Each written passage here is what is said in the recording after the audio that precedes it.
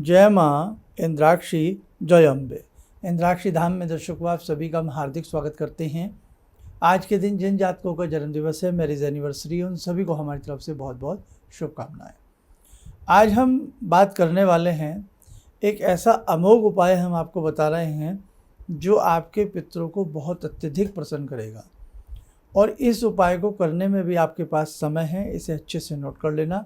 ये उपाय अमावस्या के दिन होने वाला है, यानी कि 2 अक्टूबर का ये विशेष उपाय है, आपको बताने वाले हैं। और साथ ही आज के श्राद्ध की क्या मान्यता है, आज किस तिथि का श्राद्ध किया जाएगा, ये भी हम आपको सारी जानकारी इस अंक में देने वाले हैं।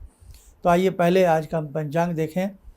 26 सितंबर सन 2024, दिन बृहस्पतिवार, संवत 2081, आश्विन मास, कृष्ण पक्ष, तिथि आज नवमी है। लेकिन श्राद्ध आज नवमी का नहीं, आज 10वीं तिथि का श्राद्ध है। नवमी की तिथि का श्राद्ध हमने जो कल तारीख गई है 25 तारीख को आपको हमने बताया था।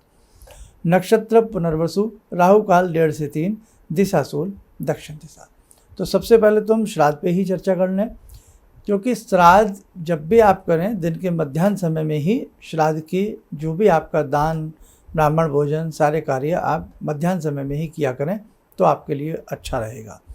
बहुत लोग बहुत सुबह सुबह ही श्राद्ध की सारी प्रक्रियाएं करके फ्री होना चाहते हैं, लेकिन वो चीज़ सही नहीं है। ठीक है, अब जैसे कि आज तारीख है 26, और 26 तारीख में जो नवमी तिथि है वो है, मान के चलें आप 12:45 के आसपास तक। कहीं कहीं सूर्योदय के हिसाब से 50 मिनट मान लो, 12:50 तक। कौन सी तिथि?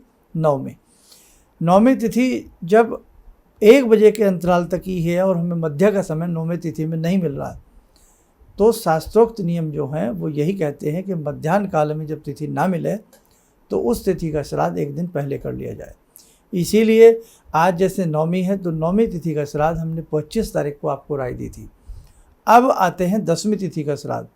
कल 10वीं तिथि की स्थिति यही है कि करीब करीब 1:45 बजे तक 10वीं तिथि रहेगी। इसीलिए 10वीं तिथि का श्राद्ध आज ही करें तो आपके लिए ज़्यादा अच्छा है। और शास्त्रोक्त हिसाब भी आज की तिथि में ही 10वीं तिथि के श्राद्ध का बन रहा।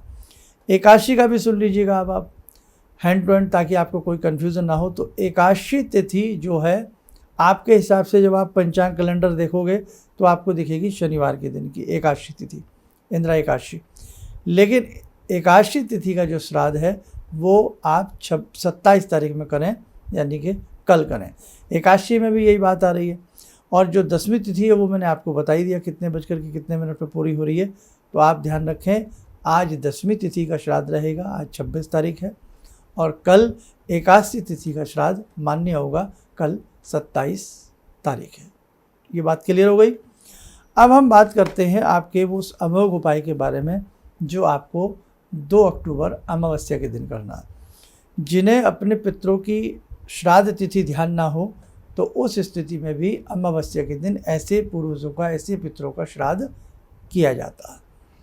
ये हम सारी बातें आपसे रोज कर रहे हैं। प्रतिदिन 1 लोटा जल दक्षिण दिशा में अपने पितरों के निमित्त देना न भूलें। अब हम बात करते हैं उस विशेष उपाय की। इसमें क्या करें? गुड़ लें, चोकर लें, जो आटे की जो छानस आती है, आटे की छानस और गुड़ 2 चीज़ ले लें। और आटे की छानस जिसे हम बूर कहते हैं, बूर चोकर भी कहा जाता है उसे, तो इतना चोकर ले लें कि जिससे आपके 108 गोले छोटे छोटे लड्डू बन सकें। और हम बना सकते हैं आराम से पानी की मदद से। और उन लड्डुओं के गुड़ को भी थोड़ा थोड़ा दरदरा सा कूट लें। गुड़ और चोकर से 108 लड्डू बना लें और उनमें थोड़ा सा काला तिल मिक्स कर लें पितरों के निमित्त। तो तीनों चीज़ें ये पितरों के निमित्त हो गई। छोटे छोटे आपने लड्डू बना लिए, गुड़ मिश्रित, चोकर मिश्रित, काला तिल मिश्रित। अमावस्या के दिन प्रातःकाल अपने सभी पितरों का ध्यान करके ये 108 लड्डू, अगर कहीं गौशाला बड़ी हो तो एक एक लड्डू एक एक गाय को खिला दिया जाए। नहीं तो जितनी गायें सुलभ हों उनको 2-2, 3-3 लड्डू छोटे छोटे बनाएं, बहुत बड़े बड़े नहीं बनाएं। ये लड्डू खिला करके फिर दक्षिण दिशा में मुख करके पितरों के निमित्त 1 लोटा जल, जिसमें गंगा जल, कच्चा दूध, काला तिल और मिक्स जल मिला करके, मीठा मिला करके आप पितरों के निमित्त दे दें। आपके ऊपर कैसा भी भारी पितृ दोष क्यों ना हो, वो दूर हो जाएगा। आपको किसी भी पितृदोष में लगता है कि किसी पंडित जी ने किसी ने कहा है आपके ऊपर पितृदोष है, तो वो स्वतः दूर हो जाएगा। तो बेटा ये उपाय आप स्वयं भी कर सकते हैं और अपने पितरों को संतुष्ट कर सकते हैं, उनसे विशेष आशीर्वाद प्राप्त कर सकते हैं। हर नियत तिथि में जिनके जो पितर होते हैं वो अपनी उस तिथि में अपने बच्चों के घर में बहुत उम्मीद लेकर के आते हैं। अब आप कहेंगे हमें दिखते तो है नहीं, तो बेटा वो दिखेंगे नहीं, वो वायु रूप में होते हैं, ठीक है। जैसे हमारे भी 3 शरीर होते हैं, स्थूल शरीर, सूक्ष्म शरीर, फिर उसके अंदर एक कारण शरीर होता है। ऐसे ही पितरों का जो शरीर होता है वो वायु के रूप में होता है, हवा के रूप में होता है। और पितरों की भी यही स्थिति होती है, अनेकों प्रकार की योनियाँ हैं, तो वो आपको ऐसे नज़र नहीं आएगा। तो कहने का भाव यही है, एक आभास होता है, एक श्रद्धा होती है। तो आपसे जो बन सके अपने पितरों के निमित्त जरूर करें। इन दिनों में कोए को रोटी खिलाना, गाँव को ग्रास देना, चींटियों की सेवा करना, कुत्ते के निमित्त निकालना और देवों के निमित्त भी भोजन अर्पण करना बहुत ही शुभ रहता है, शुद्ध रहता है। इन दिनों में जितना पूजा पाठ किया जाए उतना ही हमारे लिए अच्छा रहता है। और उसी श्रृंखला में एक विशेष पूजन 12 अक्टूबर से दशहरे के दिन से आप सबके लिए करवाया जा रहा है। जो भी इस पूजन में शामिल होना चाहता है, जो भी इस साधना को करना चाहता है, वो इस साधना को करे। हमारा प्रयास रहेगा कि बहुत छोटी सी ये साधना रहेगी, थोड़े सी समय में आप इसे पूरा कर लोगे और भगवती की कृपा से आपको बहुत कुछ प्राप्त हो सकता है। इसलिए बेटे, भगवान हमें से चेताते हैं, हमें जगाते हैं। आप अपने ग्रहों को मधुर बनाना चाहते हो, अच्छा बनाना चाहते हो, इस दैवीय साधना से स्वयं भी जुड़ना और औरों को भी जोड़ने का प्रयास करना। सभी के लिए साधना निःशुल्क रहेगी। साधना में नाम रजिस्टर कराने का जो समय है, रजिस्ट्रेशन कराने का, सुबह 11 से शाम 5 बजे के बीच में हमारे 3-4 नंबर जो भी स्क्रीन पर आप देख रहे हैं, किसी भी नंबर पर अपना नाम नंबर नोट करा सकते हैं, ठीक है। उसके बाद आपको PDF फाइल भेजी जाएगी, सारा बताया जाएगा।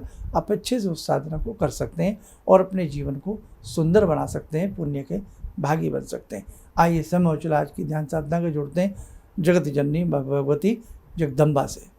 ॐ सिन्दूरारुणविग्रहां त्रिनयनां माणिक्यमूलस्फुरात् स्तारानायकशेखरं स्मितमुखी भापेन वाक्षोरुवां पाणिभ्यामलपूर्णरत्नचषकां रत्नोत्परां बिभ्रति सौम्यां रत्नगटस्थरक्तचरणां ध्यायेत्पराम् अम्बिकां खड्गं चक्रगदेषु चापपरिगान् शूलम्बुशुण्डिं शिरा शङ्खं संदधतीं करे स्त्रीनयनां सर्वाङ्गभूषावृतां नीलासमद्युतिमास्य पाददशकां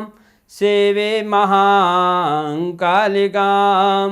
यामास्तो स्वपितैहरो कमलजो हन्तुं मधुं कैटवं विद्युद्दामसमप्रभां मृगपते स्कन्दस्थितां भीषणां कन्या विहकरवालखेटविलसा धस्ताविरासेवितां हस्तैश्चक्रगदाशिखेटविशिखां चापं गुणं तर्जनीं विप्राणामलिलात्मिकां शशिधरां दुर्गां त्रिनेत्रां भजे।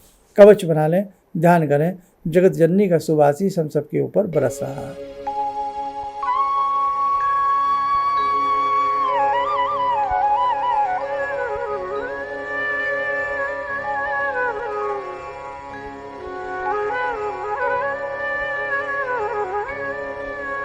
ओम बोलते हुए नेत्र खोलें, सामान्य हो जाए। देखो साधकों, जो मैंने अभी आपको साधना बताई है, जो आपको 12 अक्टूबर से कराई जाएगी, इसमें जुड़ने का प्रयास जरूर करना। चलिए, आप सब लोग स्वस्थ रहें, सुखी रहें। इन्हीं शुभकामनाओं के साथ हम अपनी वाणी को विराम देते हैं। जय जय अम्बे। मेरी बहुत दिन से दिली इच्छा थी कि आप जैसे कोई मुझे धर्मात्मा पर महापुरुष मिलें और मैं वहाँ जाके जुड़ के और देश समाज से के लिए कुछ कर पाऊँ। कई चीज़ें हैं समाज में, समाज सेवा में भी मन में वो शांति नहीं मिली, जैसे आप समझ सकते हैं कि बहुत सारी गड़बड़ियाँ भी रहती हैं। आज का अनुभव यही है कि मुझे आस लगता है कहीं सही रास्ता मिल गया है, सही मंजिल मिल गई है, जो मैं करना चाहती थी शायद अब मैं कर पाऊँगी। किसी भी समस्या के समाधान के लिए मिले प्रसिद्ध हस्तरेखा एवं वास्तु विशेषज्ञ प्रोफेसर धर्मेंद्र शर्मा जी से। नोट: शिविर में भाग लेने हेतु एवं व्यक्तिगत रूप से मिलने के लिए कॉल करने का समय सुबह 10 बजे से शाम 6 बजे तक। हमारे विभिन्न ज्ञानवर्धक कार्यक्रम देखने के लिए आप हमें अभी सब्सक्राइब करें, बेल आइकन को प्रेस करें ताकि आप देख सकें हमारा कार्यक्रम सबसे पहले। और अधिक जानकारी के लिए फेसबुक पेज को लाइक करना न भूलें।